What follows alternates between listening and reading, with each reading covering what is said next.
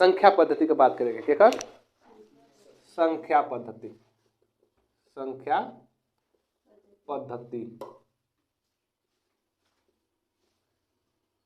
एक इंग्लिश में क्या कहा जाला? Number system. Number system. Number system नाम से पता चल रहा है, जो हमारे नंबर आएंगे उसी को सिस्टम से लिखने की जो पद्धति होगी उसी को हम क्या कहेंगे? संख्या पद्धति। नाम से ही पता चला है नंबर सिस्टम। हमारी जो संख्याएं होती हैं उन्हें हम 3 सिस्टम से लिखते हैं। कितने सिस्टम से?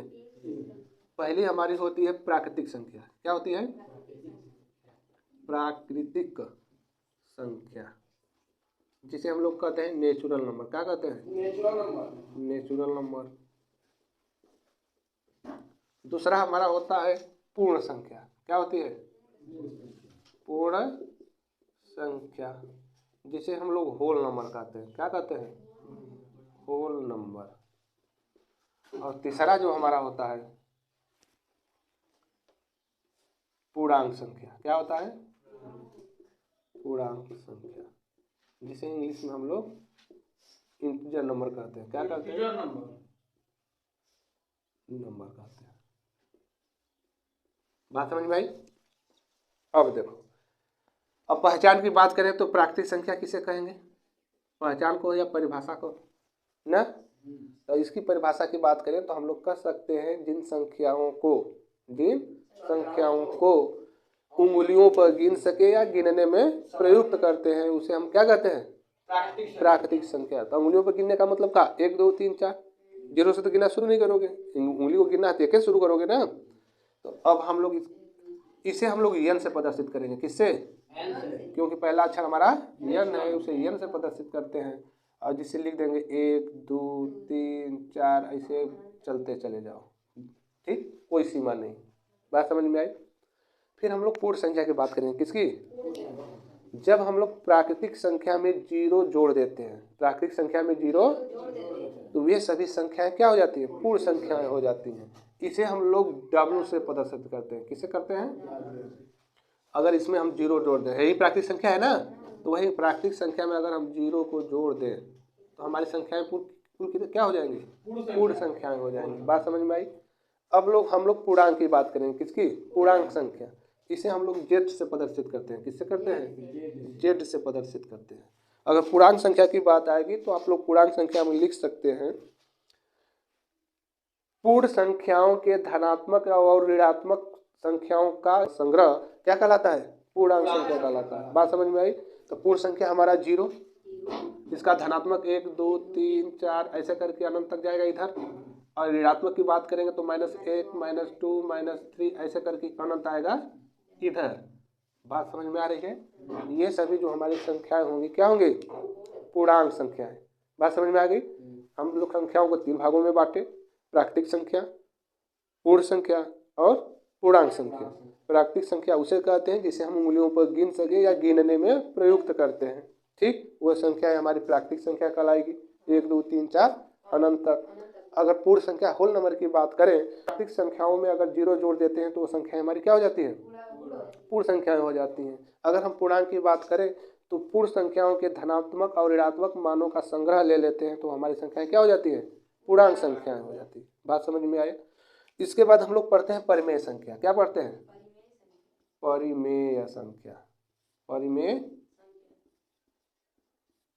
रेशियो नंबर ना, रेशनल नंबर। इसका इंग्लिश क्या होता है?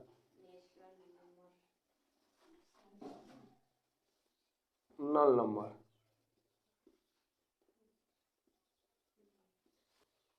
रेशनल नंबर यानी परिमेय संख्या, ऐसी संख्याएं जिसे हम P/Q के रूप में लिख सकें, P/Q के रूप में लिख सकें। ऐसी संख्याएं जिसे हम किसके रूप में लिख सकें? P/Q के रूप में लिख सकें। लेकिन इसके लिए 3 प्रतिबंध होते हैं जहां हम लिखेंगे, जहां Q is not equal to 0 होना चाहिए। पहला नियम, P/Q के रूप में लिख सकें लेकिन नियम है कि Q 0 के बराबर नहीं होना चाहिए। फिर दूसरा नियम आपका ये है कि P व Q एक पूर्णांक संख्या होनी चाहिए। क्या होनी चाहिए? पूर्णांक संख्या होनी चाहिए। बात समझ में आई? यानी हमारा P और Q का मान इसके बीच होना चाहिए। बात समझ में आया? पूर्णांक का मतलब यही ना, तब वो हमारी संख्याएं परिमेय होगी। और तीसरा नियम आता है आपका P और Q जो संख्या रहेंगी उसका मौसा जो होता है एक हो, उसका मौसा क्या हो, एक हो। तो कह सकते हैं P व Q का मौसा एक हो। बात समझ में आई? जैसे मैं यहाँ लिखा हूँ P व Q एक पूर्णांक संख्या हो। पूर्णांक संख्या का मतलब अगर हमें √2 दे दे, √2 दे दे, इसे √2 बटा में 1 लिख सकते हैं ना। तो ये P/Q के रूप में हो गया। पहला नियम फॉलो कर रहा है कि जहाँ Q 0 के बराबर नहीं है, बात सही है। Q यही है ना नीचे वाला, तो 0 के बराबर नहीं है ना, बात सही है। तो इसे एक परिमेय संख्या होनी चाहिए, लेकिन अभी 2 नियम बाकी हैं, उसे भी देखेंगे। फिर दूसरा नियम कह रहा है कि P व Q एक पूर्णांक संख्या होनी चाहिए। क्या होनी चाहिए? तो √2 पूर्णांक संख्या है, इसमें √2 कहीं आया है? नहीं आया ना, इसलिए ये हमारी संख्या परिमेय संख्या नहीं होगी। क्या परिमेय संख्या नहीं होगी? तो इसलिए हम तीनों मान को हम लोग ध्यान देंगे। पहला नियम हमारा है Q 0 के बराबर नहीं होना चाहिए। दूसरा हमारा नियम है P और Q एक पूर्णांक संख्या होनी चाहिए। और तीसरा नियम है P और Q का मौसा एक होना चाहिए। कहने का मतलब अगर हम 2/4 लिखें तो ये तो परिमेय संख्या है, क्योंकि Q 0 के बराबर नहीं है। Q बराबर 4, 4 0 के बराबर नहीं है। पहला नियम सही। दूसरों सही कह रहा है P व Q एक पूर्णांक संख्या, क्योंकि पूर्णांक संख्या 2 4 आ रहा है, इस पूर्णांक में आ रहा है ना 2 4, ये भी नियम सही है। लेकिन ये नियम देखो गड़बड़ कर देगा। कह रहा है कि P और Q का मौसा एक होना चाहिए, तो इसका मौसा 2 होगा। इसका मौसा क्या होगा? 2। इसलिए हमारी ये संख्या परिमेय संख्या न हो के तुल्य परिमेय संख्या होगी। क्या होगी? और ये तुल्य परिमेय किसकी होगी? जो मौसा होता है उसी मौसा से हम भाग दे देते हैं, तो 2 एकम 2, 2 दूनी के। तो ये 2/4 जो है हमारे 1/2 की क्या है? तुल्य परिमेय संख्या। बात समझ में आई? आप लोगों के पेपर में कहता है कि 4/5 की तुल्य परिमेय संख्या बताइए। 4/5 की तुल्य परिमेय संख्या बताइए। 8/10 भी हो सकता है, 8/10, 16/20 भी हो सकता है। तुल्य परिमेय संख्याएं बहुत हो सकती हैं। ठीक, अगर ऑप्शन में आप देखेंगे, अगर गुणज के रूप में कोई संख्याएं वे तुल्य परिमेय संख्या होंगी, और गुणज के रूप में नहीं संख्या होंगी वो तुल्य परिमेय संख्या नहीं होगी। तो बात समझ में आई? आप लोग परिमेय संख्या सीखें। परिमेय संख्या में आप कहे कि अगर हम संख्याओं को P/Q के रूप में लिख सकें, जहाँ Q 0 के बराबर न हो। दूसरा पढ़े P और Q एक पूर्णांक संख्या हो। और तीसरा हम लोग पढ़े P और Q का मौसा एक हो। अगर इतने प्रतिबंध को ये फॉलो करेगी संख्याएं, तो वो हमारा जो होगा रेशनल नंबर आने परिमेय संख्या होगी, अन्यथा नहीं होगी। अब हम लोग अपरिमेय की बात करेंगे। किसका करेंगे? अपरिमेय की बात करेंगे।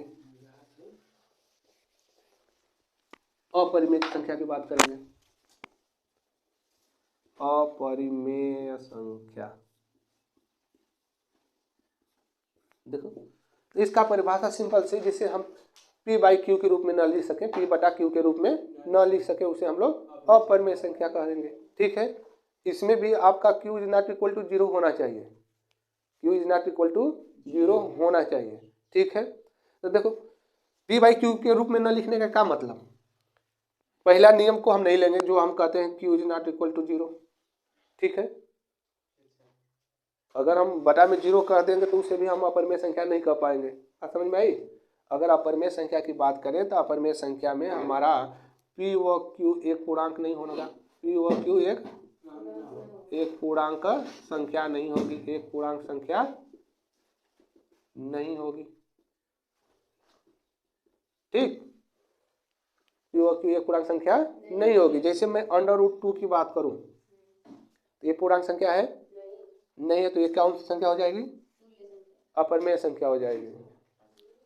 पूर्णांक संख्या नहीं है ना, इसे √2 बटा में 1 लिख सकते हैं। ठीक है, लेकिन दूसरा नियम पर जाएंगे, P और Q एक पूर्णांक संख्या होनी चाहिए, तो गड़बड़ हो जाएगा कि नहीं हो जाएगा? क्योंकि दोनों संख्याएं हमारी पूर्ण संख्या नहीं है, इसलिए हमारी परिमेय संख्या नहीं होगी। परिमेय नहीं होगी तो क्या होगी? अपरिमेय होगी। बात समझ में आया? देखो, आप लोग एक पाई का नाम सुने होंगे। ठीक है, पाई जो होती है एक अपरिमेय संख्या होती है। क्या होती है? अपरिमेय संख्या। अपरिमेय संख्या क्यों होती है? क्योंकि देखो पूर्णांक संख्या पाई है, इसमें पूर्णांक संख्या में नहीं है ना, ये हमारी क्या संख्या हो जाएगी? अपरिमेय संख्या हो जाएगी। लेकिन अगर हम पाई का मान 22/7 रखते हैं, 22/7 रखते हैं, तो ये हमारी कौन संख्या होती है? परिमेय संख्या होती है। कौन संख्या होती है? क्योंकि ये दोनों संख्याएं अब पूर्णांक संख्याएं बन जाएंगी ना, तो आप लोग ध्यान दीजिएगा, पाई जो होता है हमारी अपरिमेय संख्या होती है, वहीं 22/7 जो होता है क्या होता है, परिमेय संख्या होती है। ध्यान रखिएगा, क्वेश्चन में ये ज्यादातर देता है। समझ में आया? अब अपरिमेय के बाद हम लोग वास्तविक अवास्तविक पे चलेंगे। वास्तविक संख्या, वास्तविक संख्या, अवास्तविक संख्या मतलब रियल नंबर ना, इसे क्या कहेंगे, रियल नंबर। इसे क्या कहेंगे, रियल नंबर। बात समझ में आई? देखो, जिन संख्याओं का वर्ग, जिन संख्याओं का अगर धनात्मक आया तो वो संख्याएं रियल नंबर कहलाएंगी। जिन संख्याओं का वर्ग धनात्मक आएगा वो संख्याएं क्या कहलाएंगी, रियल नंबर कहलाएंगे। ठीक है, तो आप कह सकती हैं सभी प्राकृतिक, पूर्ण, पूर्णांक व अपरिमेय, परिमेय संख्याएं रियल नंबर होती है। ठीक, किसी का वर्ग करेंगे धनात्मक आएगा, किसी का वर्ग करेंगे क्या आएगा, धनात्मक आएगा। तो मैंने वास्तविक संख्या का एक ही परिभाषा दिया, जिन संख्याओं का वर्ग अगर धनात्मक आ रहा है तो वो संख्याएं हमारी क्या होंगी, वास्तविक संख्याएं होंगी। ठीक, अगर हम अवास्तविक की बात करें, किसकी, अवास्तविक की बात करें, अवास्तविक संख्या, इन संख्याओं का वर्ग ऋणात्मक हो उससे हम क्या कहेंगे। तो ऐसी संख्या आप लोग दूर दूर से ढूंढेंगे, नहीं मिलेगा, पास में आएंगे थोड़ा सा इसे लिखेंगे। तो मैं कहा कि जिन संख्याओं का वर्ग अगर ऋणात्मक हो वह संख्याएं क्या होगी, अवास्तविक संख्या। तो इसका वर्ग -2 आया ना, ये अवास्तविक संख्या हो गई। बात समझ में आई? अवास्तविक संख्या समझ में आ गया? बस सिंपल सी बात है, वास्तविक संख्या उसे कहते हैं जिसका वर्ग धनात्मक हो गया वो हमारी संख्या वास्तविक, और जिसका वर्ग ऋणात्मक हो गया वो संख्या अवास्तविक संख्या हो गई। बात समझ में आ गई?